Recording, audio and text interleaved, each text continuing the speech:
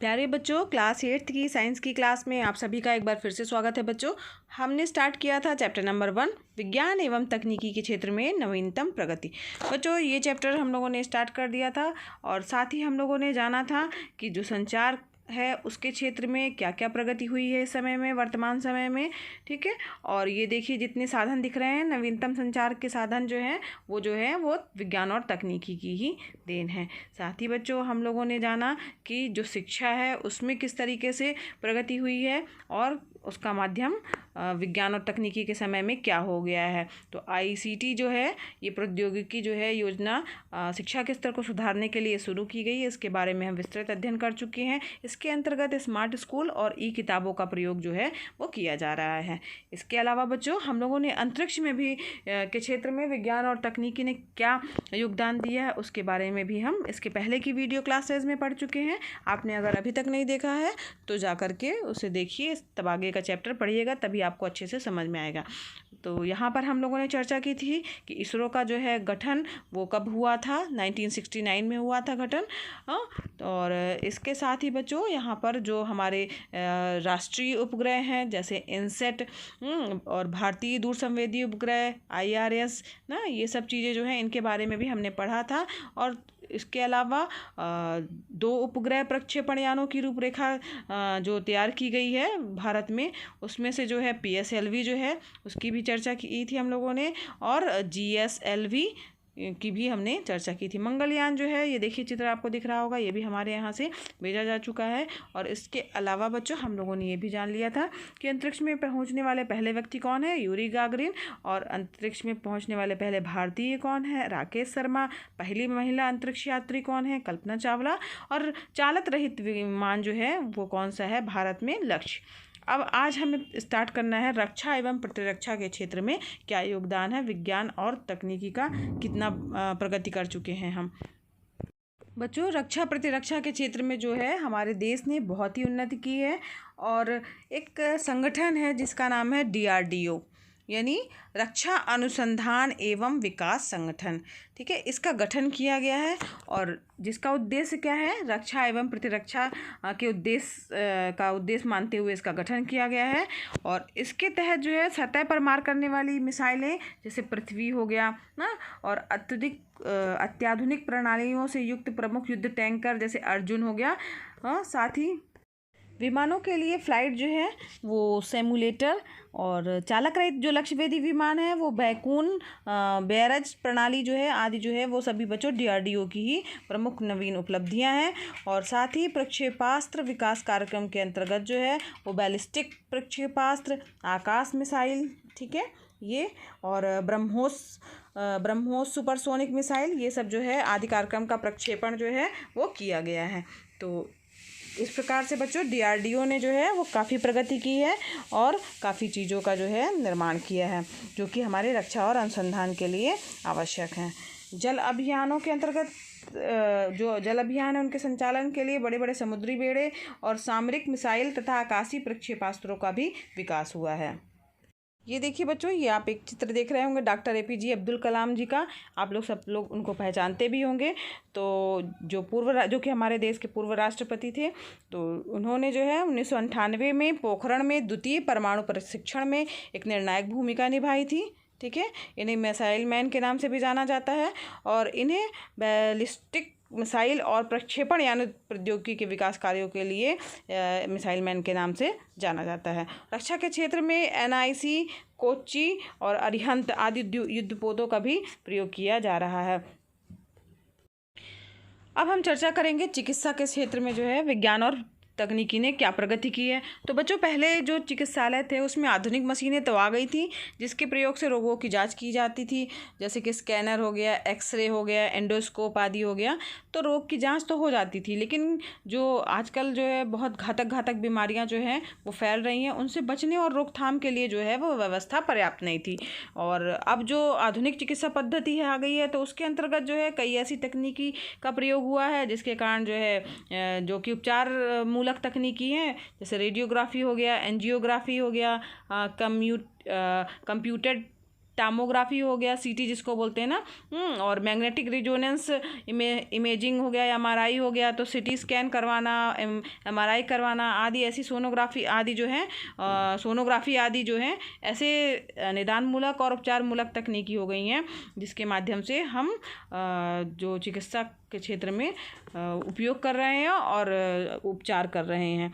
तो चिकित्सा के क्षेत्र में टेली चिकित्सा भी एक नवीनतम उपलब्धि है। इसके अंतर्गत क्या होता है, 5 से 6 घंटे के अंदर विश्व के किसी भी चिकित्सा जो 5 से 6 घंटे के अंदर विश्व के किसी भी चिकित्सा विशेषज्ञ से विचार विमर्श करके जो है वो रोगी का चेकअप कराया जाता है। और साथ ही जो है अंग प्रत्यारोपण तकनीकी, तो अंग प्रत्यारोपण तकनीकी हो गई बच्चों, और हीमोडायलिसिस हो गया, प्रोस्थेसिस हो गया ना, तो ये सब चीज़ जो हैं वो चिकित्सा के नवीनतम उपलब्धियां हैं जो कि हमारे देश के लिए बहुत ही लाभकारी हैं। और भारत ने बच्चों जीका जो विषाणु है उसके लिए एक जीका बैक नामक टीके की भी खोज की है, तो जिससे हम उस विषाणु से बच सकते हैं। तो ये हो गई चर्चा चिकित्सा के क्षेत्र में विज्ञान और तकनीकी का नवीनतम प्रयोग। और अब हम चर्चा करेंगे कि कृषि के क्षेत्र में जो है वो क्या विज्ञान और तकनीकी ने कमाल किया है, क्या जो है हमें लाभ मिला है। तो आधुनिक युग में जो कृषि के आधुनिक उपकरण हैं, उन्नतशील बीज हैं, उर्वरक हैं, पर्याप्त सिंचाई के साधन के प्रयोग से कृषि उपज तो बढ़ाने में पर्याप्त सफलता मिली ही है बच्चों। और कृषि एवं खाद्यान्न के क्षेत्र में जो हरित क्रांति, पीली क्रांति, भूरी क्रांति ना, तो विभिन्न योजनाओं के द्वारा जो क्रांतिकारी सफलता है वो भी हमें मिली है, जो कि विज्ञान और तकनीकी की ही देन है। और बच्चों जो हमारा देश जो है वो कैसा है, कृषि प्रधान देश है। यहाँ पर ज़्यादातर लोग जो है 70% जनसंख्या जो है वो कृषि पर आधारित है और खेती बाड़ी करके जो है अपना जीवन यार्जन करती है। तो कृषि क्षेत्र की क्षमता का अत्यधिक दोहन भी अभिनव कृषि का उद्देश्य है। इसके अंतर्गत जो है वो पैदावार अगर उन्नत किस्म की हो तो अच्छा है। और साथ ही बच्चों जो जैव कृषि यानी हरी खाद के प्रयोग पर भी बल दिया गया है। अगर हम हरी खाद का जो प्रयोग करेंगे तो भूमि को पोषण प्रदान होगा और रासायनिक उर्वरक की भांति जो है वो भूमि को कोई भी क्षति जो है ये नहीं पहुंचाती है, जो कि कृषि के लिए बहुत अच्छी है। और अभिनव कृषि के अंतर्गत जो है वो जैव पीड़क कीट नियंत्रण विधि जो है ना, और नाइट्रीकरण निरोधक आदि का प्रयोग हो रहा है, ठीक। और कृषि के क्षेत्र में सौर ऊर्जा के प्रयोग को भी आजकल बढ़ावा दिया जा रहा है। जहाँ पर जल की उपलब्धता का अभाव है वहाँ पर जो है वो जहाँ पर पानी की कमी है तो वहाँ पर छिड़काव तंत्र एवं ड्रिप तंत्र विधि का प्रयोग किया जाता है। ड्रिप तंत्र मेथड के द्वारा जो है वो सिंचाई की जाती है। ड्रिप के द्वारा धीरे धीरे करके पानी जो है वो दिया जाता है ताकि पानी वेस्ट ना हो, पानी कम से कम लगे। तो यहाँ पर देखिए चित्र जो दिख रहे हैं बच्चों, ये चित्र दिख रहा है और ये जो चित्र दिख रहा है ये क्या है, ये आधुनिक कृषि यंत्र दिख रहे हैं जिसके माध्यम से जो है वो हम कृषि के क्षेत्र में विकास कर पाए हैं और जो कि विज्ञान और तकनीकी की ही देन है। अब हम चर्चा करेंगे कि परिवहन के क्षेत्र में बच्चों किस तरीके से विज्ञान और तकनीकी ने योगदान दिया है और हम क्या आधुनिक साधनों का प्रयोग अब करने लगे हैं। तो परिवहन से तात्पर्य क्या हुआ बच्चों, एक स्थान से दूसरे स्थान तक जाने के लिए हम किन साधनों का प्रयोग कर रहे हैं।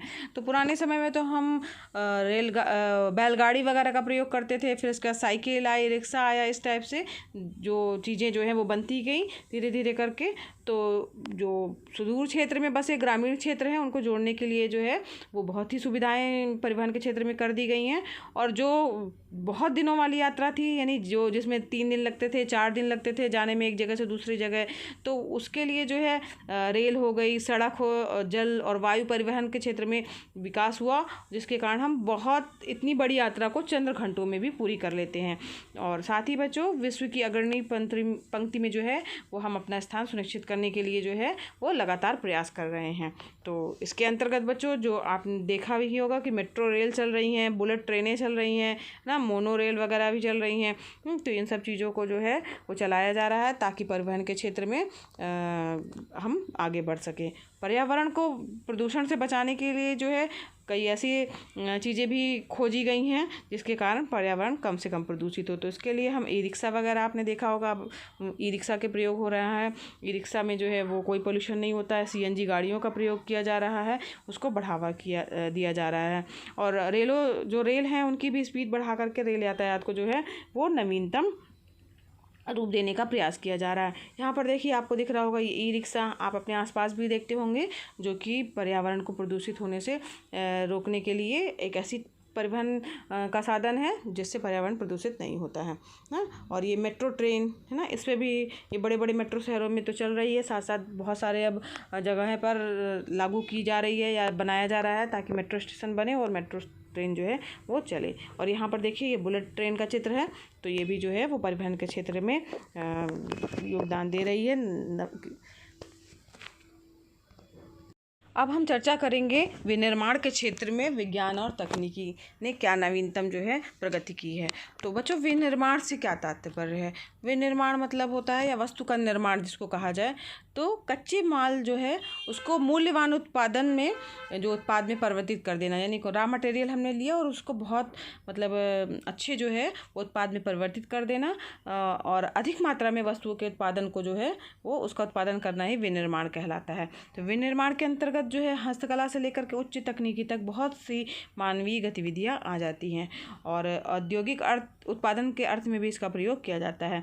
तो इसमें कच्चा माल जो है वो बड़े पैमाने पर लिया जाता है और उसको तैयार करके माल में बदला जाता है, जिसको कि बेचा जाता है बाद में और उपभोक्ताओं के द्वारा जो है खरीदा जाता है और उनके द्वारा उपभोग किया जाता है। और विनिर्माण क्षेत्र में बच्चों जो रोजगार है उसको बढ़ावा मिलता है और इसके बढ़ावा के कारण जो है वो हमारी अर्थव्यवस्था संपन्न होती है ताकि लोगों को रोजगार मिले। तो विनिर्माण आप समझ गए बच्चों कि जो कच्चा माल है उसको जो है अच्छे मूल्यवान उत्पादक के रूप में जो है परिवर्तित करना ही विनिर्माण कहलाता है। यहाँ पर देखिए बहुत सारी, कई बार हम लोग हाथ से ही बनाते हैं, है ना।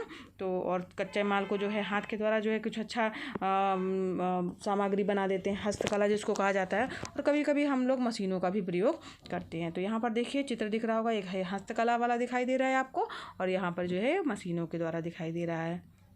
तो इस प्रकार बच्चों जो विनिर्माण क्षेत्र है किसी भी अर्थव्यवस्था की संपन्नता का जो है वो जनक होता है और इसका विकास हमारे प्राकृतिक और कृषि संसाधनों के मूल्य संवर्धन के लिए भी महत्वपूर्ण होता है। हमारी नीतिगत जो आवश्यकताएं हैं उसको पूरा करने के लिए संपोषणीय विकास की दृष्टि से भी विनिर्माण का संवर्धन जो है वो बहुत ही ज़रूरी होता है। तो इसमें जो है व्यापार के नियमों को युक्तिसंगत और सरल बनाना और निवेश क्षेत्रों की स्थापना करना, जो बीमार इकाइयाँ हैं उनको बंद करने की व्यवस्था करना, व्यवस्था को सुगम बनाना और साथ ही औद्योगिक प्रशिक्षण और कौशल उन्नयन के उपाय जो है उनको बढ़ावा देना। ठीक है, तो ये सब चीज़ें जो है इसके अंतर्गत आती हैं और इसके लिए विनिर्माण इकाइयों और संबंधित गतिविधियों में अंशधारिता या पूंजी लगाने के लिए भी प्रोत्साहित किया जाना चाहिए, यानी उनको प्रोत्साहित करना भी ये जो है विनिर्माण के क्षेत्र में उपयोगी है।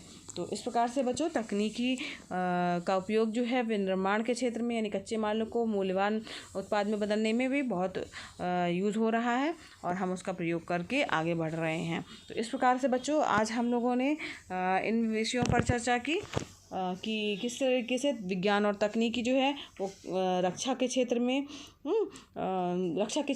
और प्रतिरक्षा के क्षेत्र में हमारे लिए क्या विकास लेके आई और साथ ही चिकित्सा के क्षेत्र में जो है क्या क्या नवीनतम तकनीकी का प्रयोग होने लगा है और कृषि के क्षेत्र में हम किन आधुनिक जो है वो उपकरणों का प्रयोग कर रहे हैं जो कि विज्ञान तकनीकी की ही देन है। और परिवहन के क्षेत्र की भी बात हो गई जहाँ पर हम लोगों ने मेट्रो ट्रेन, बुलेट ट्रेन वगैरह की भी बात की जो कि विज्ञान और तकनीकी की ही देन है। साथ ही बच्चों विनिर्माण का जो क्षेत्र था उसमें भी कई जो है वो कार्यक्रम चलाए जा रहे हैं जिसमें विज्ञान तकनीकी का प्रयोग करके जो है और औद्योगिक प्रशिक्षण उनको दिया जा रहा है, कौशल उन्नयन के लिए जो है वो उनको प्रेरित किया जा रहा है और लोगों को जो है वो इन गतिविधियों पर पूंजी लगाने के लिए भी प्रोत्साहित किया जा रहा है। तो इस प्रकार से बच्चों आज हम लोगों ने इन क्षेत्रों की चर्चाएँ की और नेक्स्ट आज के लिए बस इतना ही बच्चों। नेक्स्ट वीडियो क्लास में हम पढ़ेंगे कि उद्योग के क्षेत्र में, ऊर्जा के क्षेत्र में जो है वो क्या जो है विज्ञान और तकनीकी ने